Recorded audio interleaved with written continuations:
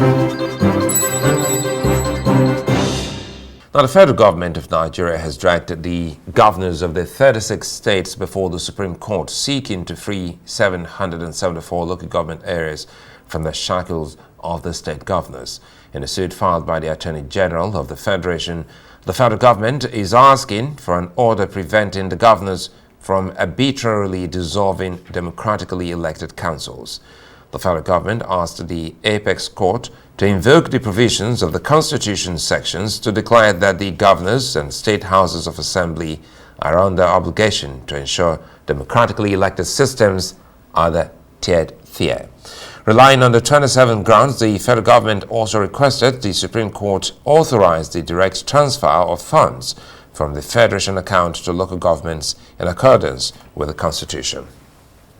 Let's discuss this lingering issue of local government autonomy further with lawyer and Arise News analyst Frank Tietie. Good to see you, Frank. And, well, you know, loads of times we've talked about the gradual disappearance of grassroots governance. But this is what the government is trying to now see if this will make meaning. But again, constitutionally, looking at what the federal government has said, approaching the Supreme Court, what are your findings so far looking at this developing story? Now, well, we have come to an agreement in this country, and the government, particularly the federal government, successive federal governments, and have agreed that the local government system in this country has collapsed. The original intention of the Constitution is to use the local government system in this country, starting from 1976, as a way of directly impacting the people of Nigeria with good governance. Unfortunately, it has been stifled. It has actually been hijacked by state governors, particularly because of the confusion that exists in the 1999 Constitution, where it provides expressly that there should be a democratically elected local government system in Nigeria, and to the extent that funds should be allocated from the Federation account to local governments. However, such funds, considering the provisions of Section 162, should be allocated through the state joint local government account, which now has been hijacked by governors, especially with one unknown source of power that they have in dissolving local councils. So the expectation is that where there is no democratically elected local government council, such monies from the federation account should not be paid to that state government. However, it hasn't been so. So we've got a president who's had a problem in this regard before, wherein he had, as governor of Lagos State at that time, had the funds allocated to the local government in Lagos State seized by a very authoritarian president at that time, Chief Olusegun Obasanjo.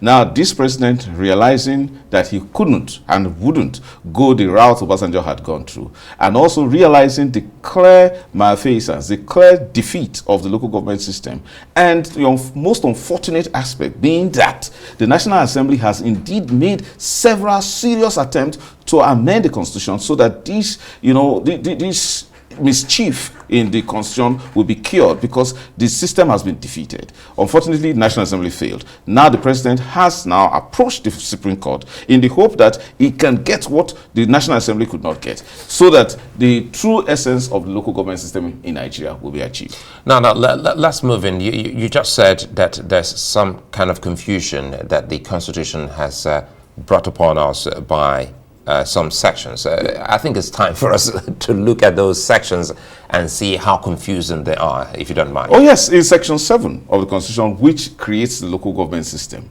now provides that the National Assembly shall make law with regards to the allocation of funds to the local government. In that same vein, it also empowers the state houses of assembly to make laws with regards to the allocation of funds to local governments. Sections 162, that creates a further confusion, is that the funds that are meant for local governments be first allocated to the states, and then the states will now have what we call the state joint local government account to be operated by the provisions of a law created by the state house of assembly. These are confusing.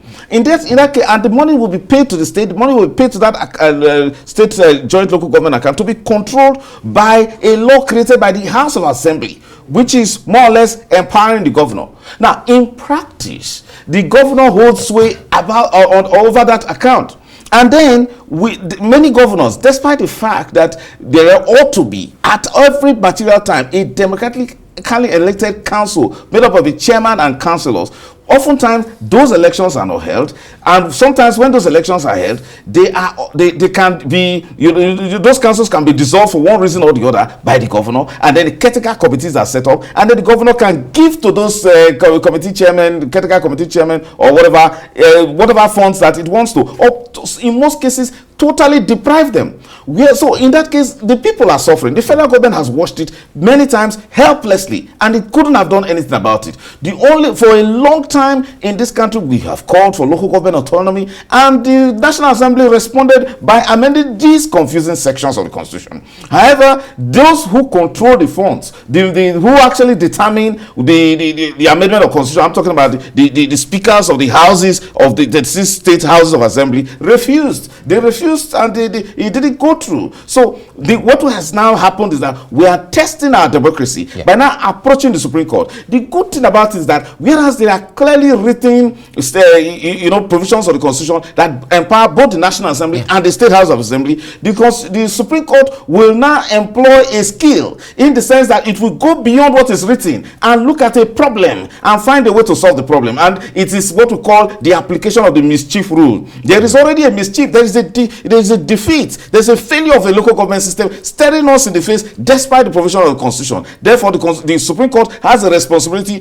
to now rescue the local government system, whether it will allow it to go on being stifled and defeated by state governors, or it will interpret it in such a way, create a new sense out of what the Constitution has, whether monies can actually be paid directly to local government councils, or in a state where the governor refuses to organize a local government election, whether such monies that are located that are supposed to be given to local government should be seized, in the way Obasanjo seized the monies that belong to Lagos State under the governorship of Tinubu as it then was. Frank, in closing, before we wrap up this looks like the ideal thing in a democracy. Yes, because looking at all arms of government. The truth about it is that you can't take this commendation away from President Tinubu, because as president of the Federal Republic of Nigeria, as Obasanjo had once done, he could have just exercised this kind of strange power and said, look, we are withholding all funds belonging to states that have not conducted proper democratically elected councils. And then it also says for such states that have given a semblance of corrupt allocation of such funds, we're also seizing the funds. And there is nothing that the state governors can do but except that to exercise the powers are approaching the Supreme Court again, as they were a governor once did, Governor Ambrose Ali, or Professor Ali of blessed memory, where he ordered the Attorney General of Bender State to approach the court, suing the federal government at that time when it made laws and carried out some administrative acts that were beyond its powers. And the Supreme Court agreed with Bender State at that time.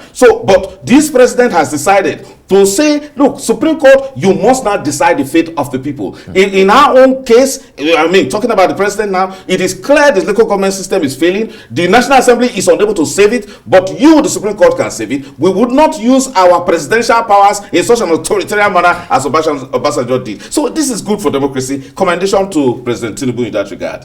Well, Frank Tietie, I would like to thank you for your insights, and we'll stay on this, and we do hope that in the weeks and the days ahead, we should be back again to look at more unfolding scenarios here. Frank Tietie, a lawyer and a Rise News analyst.